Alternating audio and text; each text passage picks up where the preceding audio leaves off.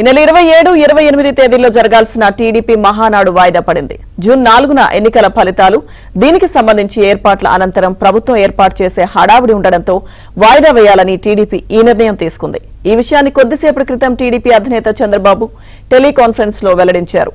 అయితే మహానాడు మాదిరిగా అన్ని గ్రామాల్లో ఎన్టీఆర్ కు నివాళి, పార్టీ జెండాలు ఎగురవేయడం, రక్తదాన శిబిరాలు వంటివి యథావిధిగా ఉంటాయని ఆయన తెలిపారు. మహానాడు ఎప్పుడు నిర్వహించాలనే దానిపై తర్వాత తేదీలు ప్రకటిస్తామని కూడా ఆయన తెలియజేశారు.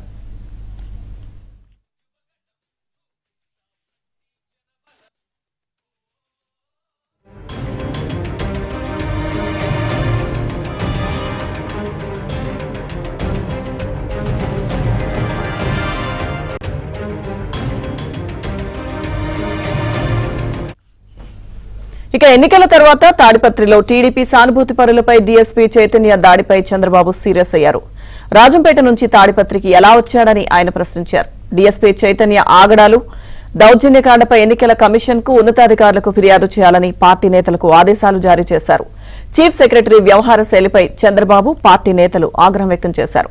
ఇక పోలింగ్ 2 రోజుల ముందు డీబీటీకి నిధులు విడుదల వ్యవహారంలో హడావిడి చేయడంపై చంద్రబాబు ప్రశ్నించారు. వృద్ధుల పెన్షన్ల విషయంలో సీఎస్ వ్యవహార శైలిని కూడా టీడీపీ నేతలు ప్రస్తావించడంతో అన్ని గుర్తుంటాయని చంద్రబాబు చెప్పారు.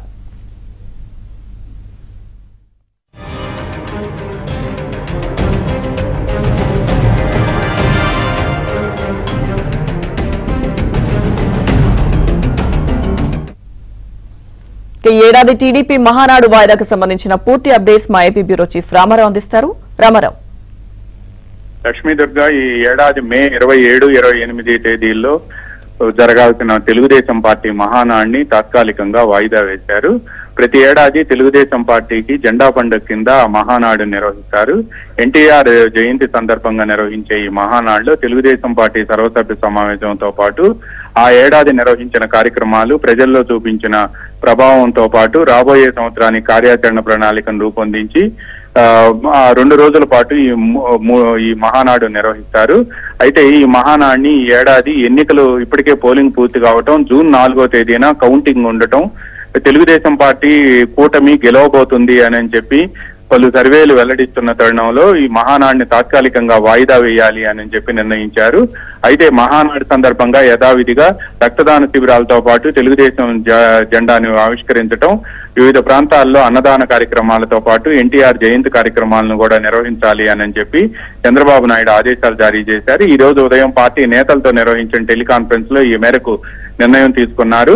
అయితే మహానాడుని మళ్ళీ తర్వాత నిర్వహిద్దాము అని చెప్పి ఆ తేదీలు కూడా త్వరలోనే చెబుతాను అని కూడా చంద్రబాబు పార్టీ నేతలకు చెప్పినట్టు తెలిసింది. ఈ సమయంలోనే తాడిపత్రి, మాచర్ల, తిరుపతిలో జరుగుతున్న హింసాకాండకు సంబంధించి టీడీపీ అధినేత చంద్రబాబు నాయుడు తీవ్ర ఆగ్రహం వ్యక్తం చేయటమే కాకుండా ఆవేదన కూడా చెందారు. పార్టీ నేతలు గాయపడటం, పులివర్తి నానితో పాటు చివరికి మాచర్లలో బ్రహ్మారెడ్డిపై కారం చల్లటం వంటి అంశాలని ఈ సందర్భంగా ప్రస్తావించడమే కాకుండా ఎవరిని వదిలిపెట్టే ప్రసక్తే లేదు అని చెప్పి కూడా చంద్రబాబు చెప్పారు. దీంతో పాటు రాజంపేటలో పోస్టింగ్ ఉన్న డీఎస్పీ చైతన్య అనంతపురం జిల్లా తాడిపత్రి వచ్చి అక్కడ తెలుగుదేశం పార్టీకి చెందిన జేసీ ప్రభాకర్ రెడ్డి అనుచరులని, ఆయన కార్యాలయంలో పనిచేసే దివ్యాంగుడైన కంప్యూటర్ ఆపరేటర్ ను చితకబాదటంతో పాటు ఆయన తలబగలు కొట్టడం, చుట్టుపక్కల అర్ధరాత్రి నిద్రిస్తున్న వారిపై విచక్షణారహితంగా దాడి చేయడం వంటి సంఘటనలపై చంద్రబాబు చాలా సీరియస్ అయ్యారు. అసలు ఈ డీఎస్పీ చైతన్యను అక్కడి నుంచి ఇక్కడికి ఎవరు రప్పించారు, దీనికి ఎవరు ఆదేశాలు ఇచ్చారు, అదేవిధంగా అతను ఇక్కడికి వచ్చి చేయాల్సిన అవసరం ఏముంటుందనే అంశంపై కూడా అక్కడ ఎవరైతే గాయపడ్డారో వాళ్ళతో స్టేట్మెంట్ తీసుకొని వాటన్నిటిని కూడా ఎన్నికల కమిషన్ కు ఈ రోజే ఫిర్యాదు చేయాలి అని చెప్పి చంద్రబాబు నేతలను ఆదేశించారు. ఈ అంశానికి సంబంధించి కేంద్ర ఎన్నికల సంఘానికి కూడా తక్షణమే ఫిర్యాదు చేయాలని, దీనికి సంబంధించిన వీడియో ఫుటేజ్ ను కూడా వెంటనే ఇవ్వాలి అని చెప్పి కూడా చంద్రబాబు ఆదేశించారు.